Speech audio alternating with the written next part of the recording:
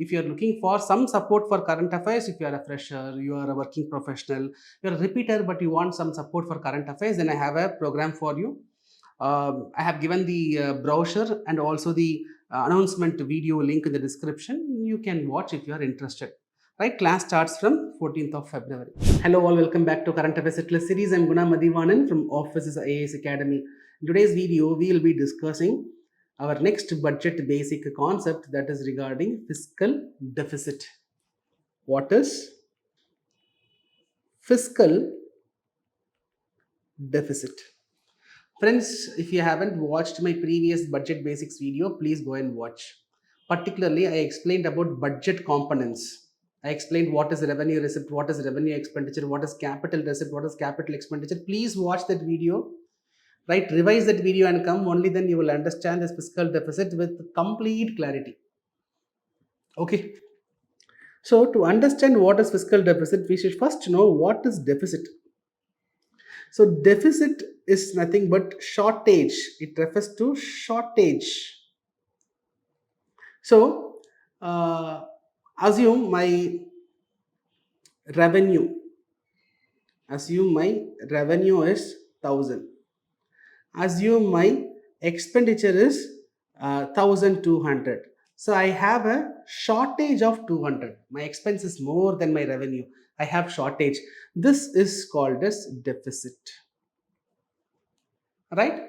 Now, what is fiscal deficit? To understand fiscal deficit, you should first know what is budget deficit. What is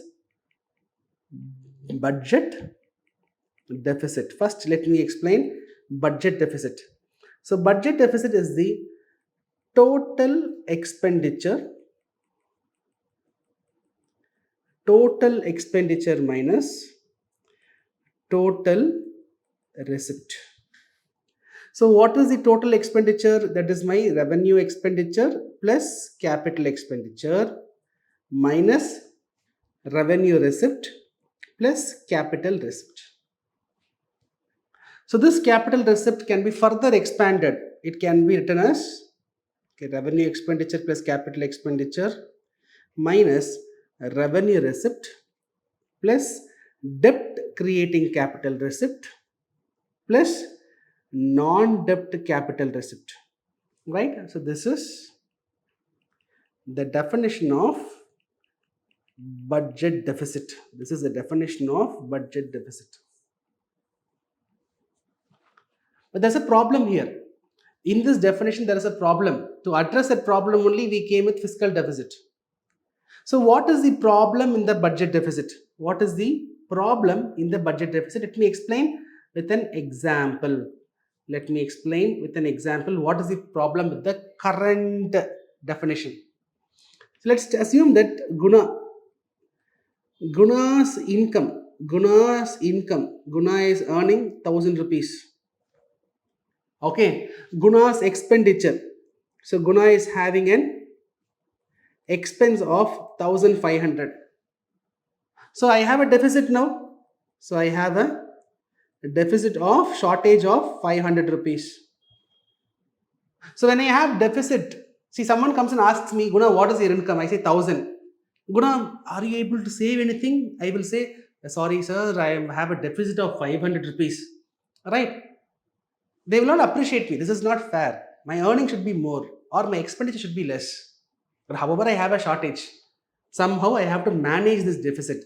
So what will I do in such situation? What in our family, what we will do?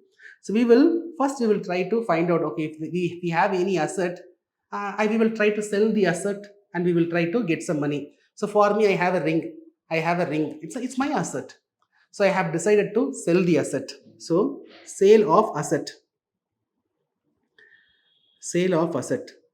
So by selling the asset, I am getting 200 rupees.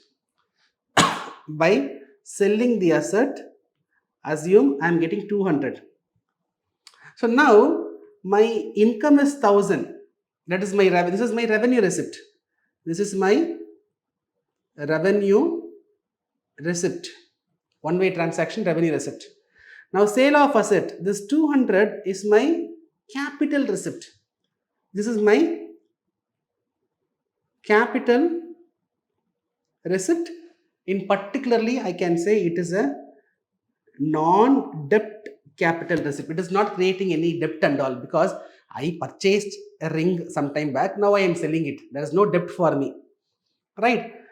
So now my income is 1000, my sale of asset is 200. Now what is the budget deficit? Now what is the deficit? So if you take the deficit now, the deficit is not 500 now, because my income is 1200, my receipt is 1200, my expenditure is 1500, so I have a shortage of 300.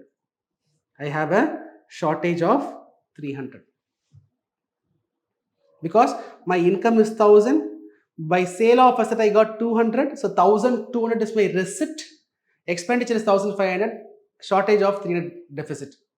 Now what I will do, now in this situation, in the worst case, I have no other choice. I will go for borrowing. I will borrow. How much I will borrow? My shortage is 300, so I am going to borrow 300.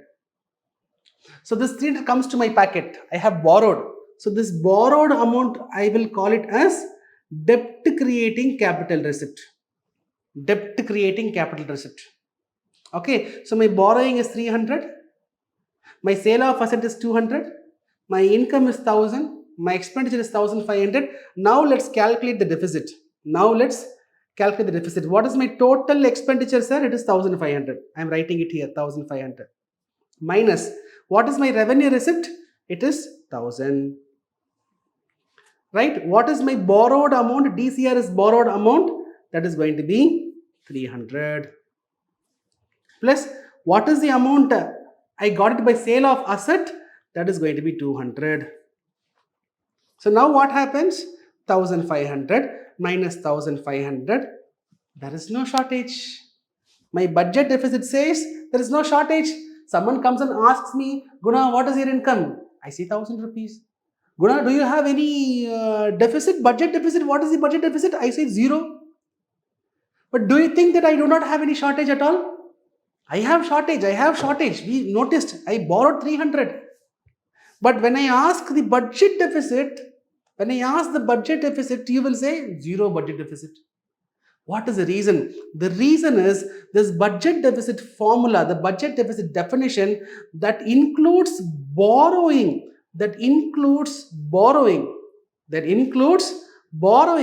as a part of your budget deficit. How can you include borrowing as a part of your receipt? Right? In the capital receipt, going by the definition of capital receipt means two-way transaction. Your borrowing is also considered as receipt. When you consider borrowing as receipt, then how will you know the reality? If the central government says budget deficit is 0, what will be our impression? Our impression will be, oh, budget deficit is 0, so government is doing well. But since the definition includes borrowing into the receipt part, it is distorting the reality. That is why we came with a new definition called as fiscal deficit. We came with a new definition to measure the deficit that is called as fiscal deficit. So under fiscal deficit, what we are going to do? See, we know that this debt creating part is creating all the problem, including my borrowing into my receipt. That is creating the problem, right? So we will not do that. In fiscal deficit, what we will do is, we will simply take the remaining components. That's all.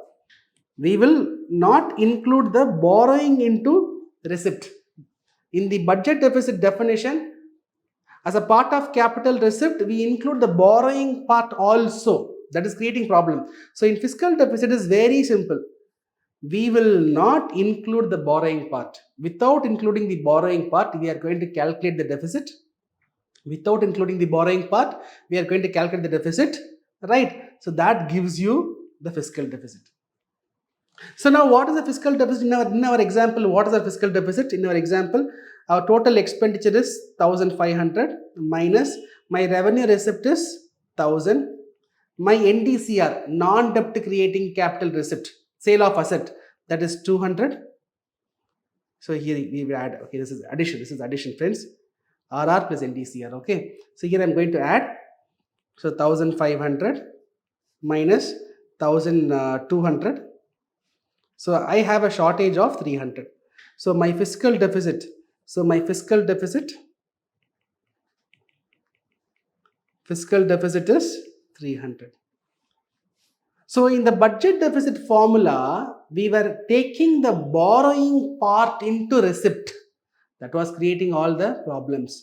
But now in the fiscal deficit, in the receipt part, we will not include the borrowing. Without taking the borrowing into consideration, we are going to calculate the deficit, that is fiscal deficit.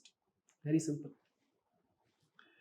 Don't confuse fiscal deficit explanation with definitions provided in different textbooks. I am using what NCERT says. This is what NCERT defines. Easy to understand. Follow this. Right.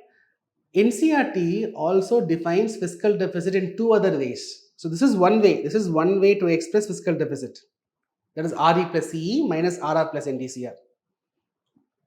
But there is one more way, two more ways to define fiscal deficit. What is the next way? Very easy. Here, what is the fiscal deficit? 300. 300 is a shortage, right?